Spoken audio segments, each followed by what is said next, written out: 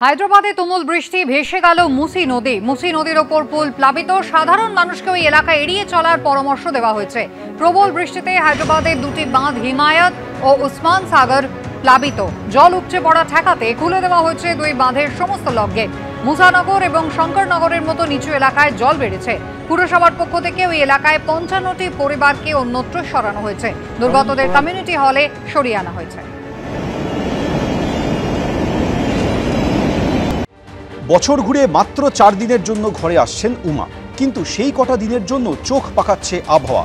আলিপুর আবহাওয়া দপ্তর বলছে পুজোয় বৃষ্টি থেকে নিস্তার পাওয়ার কোনো সম্ভাবনা নেই। রাজ্য জুড়ে জারি রয়েছে হলুদ সতর্কতা। বঙ্গোপসাগরে তৈরি নিম্নচাপের অভিমুখ ওড়িশা উপকূলের দিকে, তাই তার প্রভাব প্রত্যক্ষভাবে পশ্চিমবঙ্গে পড়বে না। তবে পরোক্ষ প্রভাবের জেরে শনিবার হালকা থেকে মাঝারি বৃষ্টি হবে কলকাতা ও দক্ষিণবঙ্গের জেলাগুলিতে। নিম্নচাপের জেরে উপকূলবর্তী জেলাগুলিতে শনি ও রবিবার অর্থাৎ পঞ্চমী ষষ্ঠীতে 30 থেকে 40 কিলোমিটার বেগে দমকা হাওয়া বইতে পারে। বজ্র বিদ্যুৎ সহ হালকা থেকে মাঝারি বৃষ্টিপাতের সম্ভাবনাও রয়েছে। সুস্পষ্ট নিম্নচাপ পরিণত হয়েছে আমাদের উত্তর পশ্চিম বঙ্গোপসাগর, পশ্চিম মধ্য বঙ্গোপসাগর এলাকায়। আগামী 24 ঘন্টার মধ্যেই গভীর নিম্নচাপে পরিণত হওয়ার সম্ভাবনা রয়েছে।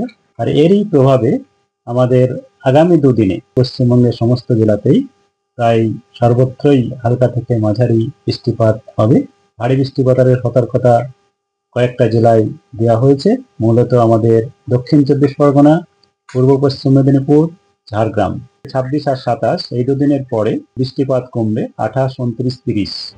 আলিপুর আবহাওয়া দপ্তরের পূর্বাভাস, ষষ্ঠী, সপ্তমী, অষ্টমী 3 দিনই বিক্ষিপ্তভাবে বৃষ্টির সম্ভাবনা রয়েছে। তুলনামূলক কম বৃষ্টি হতে পারে সপ্তমীতে। আশঙ্কার কথা হলো 1 অক্টোবর অর্থাৎ নবমীতে বঙ্গোপসাগরে আরও একটি নিম্নচাপ সৃষ্টির সম্ভাবনা রয়েছে, যার প্রভাব এই নিম্নচাপের থেকে বেশি হতে পারে।